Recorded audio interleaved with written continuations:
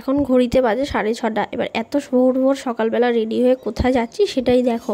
অনেক দিন পর আজকে ইচ্ছা হলো ভোরবেলা একটু হাঁটতে যাবো, মর্নিং ওয়াকে যাওয়ার জন্য। ভোরবেলা যাতে ঠান্ডা না লেগে যায় সে কারণে সমস্ত কান মাথা সব কিছু গরম জামা কাপড়ে ঢেকে এখন আমরা বেরিয়ে যাব বাইরে মর্নিং ওয়াকে। চলো তোমাদেরকেও দেখাই আমাদের এখানে ভোরবেলা কেমন কুয়াশা পড়েছিল। তোমরা তো দেখতেই পাচ্ছ, বিছানা যেমন করা ছিল রাত্রেবেলা ওরকমই করা আছে, বিছানা টিছানা কিচ্ছু তুলিনি, সমস্ত কিছু ওরকমই রেখে ঘরে লাইট অফ করে আমরা রেডি হয়ে বেরিয়ে চলো একটু হেঁটে আসি। আর এটা কিন্তু আমার লাইফে সেকেন্ড টাইম আমি মর্নিং ওয়াকে বেরোচ্ছি। চলো তো আজকে মর্নিং ওয়াকে বেরিয়ে কতটা কুয়াশা দেখলাম সেটাই তোমাদের সাথে শেয়ার করি। হ্যাঁ, এটা কানে দিয়েছি বলে কানটা গরম হয়ে আছে। কান এমনি গরম হয়ে থাকবে, ওয়েদার সেরকম গরম নেই।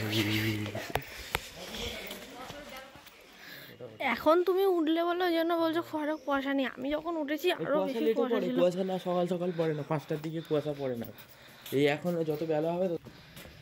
এটা আমাদের কালীনগর মাঠ। এই খেলা কোথায় হচ্ছিল? খেলার ভিতরে হচ্ছে। দেখো সবাই মর্নিং ওয়াক করছে। মাঠে কুয়াশাটা ভালো পড়েছে। ও পুরো ধুধু, পুরো ধুধু, কিচ্ছু দেখা যাচ্ছে না। কিছু দেখা যাচ্ছে না, কেউ ফুটবলও খেলতে পারবে না, মাঠ পুরো ভিজে। কালকে জল দিয়েছে। এ ভাই সামনে কিছু দেখতে পাচ্ছি না। মাঝখানে যাবে না, মাঠে পায়ে কাদা লেগে যাবে, সামনে কিছু দেখতে পাচ্ছি না। এটা আমাদের সন্দেশপুর কালীনগর মাঠ। গত 4-5 দিন ধরে বড় করে এখানে ফুটবল টুর্নামেন্ট খেলা হচ্ছে, প্রেসিডেন্ট কাপ। ওই জন্যই কিন্তু মাঠের চারিদিকে এত বাঁশ এত কিছু, মানে পুরো প্যান্ডেল টাইপের করা। ওই যে দূরে দেখতে পাচ্ছ প্রেসিডেন্ট কাপ, পুরো ব্যানারগুলো।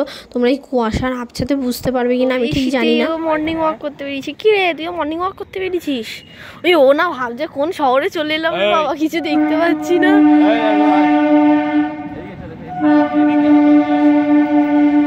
মাঠে পুরো কাদা। এর পাশেই কিন্তু মেন রোড, আর মেন রোডের পরেই কিন্তু আমাদের rail line Santoshpur station. Santoshpur স্টেশনটা একটু দূরে, কিন্তু মানে রেল লাইন ট্রেন আর কি যাতায়াত করে মেন রোডের পাশেই। তো এই যে দেখো আমরা হাঁটতে হাঁটতে কিন্তু মেন রোডে চলে এসেছি। আর এই যে দোকানপাটগুলো দেখছো ওই পারেই কিন্তু রেল লাইন। আর দেখো আমরা হাঁটতে হাঁটতে এখন কালীনগর মাঠ ছাড়িয়ে মেন রোডের ওপর উঠে গেছি। এখান থেকে হাঁটতে হাঁটতে এখন সোজা চলে যাব ঝিলপাড়ে। ঝিলপাড়ের রাস্তাগুলোতেও দেখো এত কুয়াশা যে বলার মতো না। যাই হোক, এই যে রাস্তা দিয়ে যে গাড়িগুলো দূর থেকে আসছে, আমরা কিন্তু কিছু গাড়িগুলো যদি লাইট না মানে মারে কিন্তু কিছু বোঝা যাচ্ছিল না। আমরা ওটাই বলতে বলতে আসছিলাম, আর তখনই দেখো এই সাদা গাড়িটা গেল। এই গাড়িটার সামনে কিন্তু লাইট জ্বলছিল না। আমি কিন্তু ওকে ওটাই বলছিলাম যে এত কুয়াশার মধ্যে সামনে দিয়ে যদি গাড়ি আসে তাহলে কিন্তু আমরা বুঝতে পারবো না। এটা হচ্ছে ঝিলপাড়ের মাঝখানে অবস্থিত একটা হনুমান মন্দির। এই মন্দিরে কিন্তু আমি প্রত্যেক মঙ্গলবার করে আসার চেষ্টা করি। প্রত্যেক মঙ্গলবার হয়ে না উঠলেও আমি সচরাচর এই মন্দিরে এসে কিন্তু পুজো দিয়ে যাই হনুমানজিকে। যাই হোক, পুজো হয় অনেক রাতে। পুজো শুরু হয় 8:30টার সময়। 8:30 থেকে প্রায় 9:30 10টা অবধি কিন্তু পুজো হয়। এতটা রাত হয়ে যায় বলে আমার আর ঠিক আসা হয় না। যাই হোক, তারপরে দেখো আমরা ওদিকে ঝিলপাড়ের রাস্তাটা পুরো হেঁটে এখানে চলে এসেছি আমাদের এদিকে মাডাডির এদিকে। এইখানেও পুরো কুয়াশা ভরা রাস্তা। সারা রাস্তায় একটুখানি চা খাবো বলে ঘুরছিলাম। আমাদের কিন্তু চায়ের দোকান নজরে 3-4টে চায়ের দোকান খোলা পড়েছে। ভীষণ খেতেও ইচ্ছা করছিল, কিন্তু বলে না মানুষ বেটার খুঁজতে খুঁজতে বেস্টটাকে হারিয়ে ফেলে। আমরা এতগুলো চায়ের দোকান ঘুরেছি, কিন্তু পরে খাবো করে আরও সামনের দোকানগুলোতে খাবো বলে শেষ পর্যন্ত আমাদের কিন্তু বাড়ির কাছে পৌঁছে গিয়ে দেখছি আর কোনো চায়ের দোকান নেই।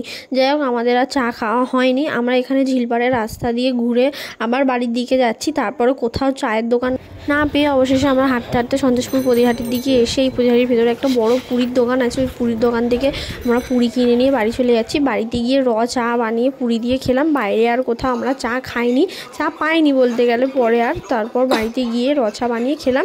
আর তখনও দেখো বাইরে কতটা কুয়াশা। যাকে গোটা ভিডিওটা কেমন লাগলো কমেন্টে জানিও। ভিডিওটা ভালো লাগলে লাইক করে দিও। Bye, tata.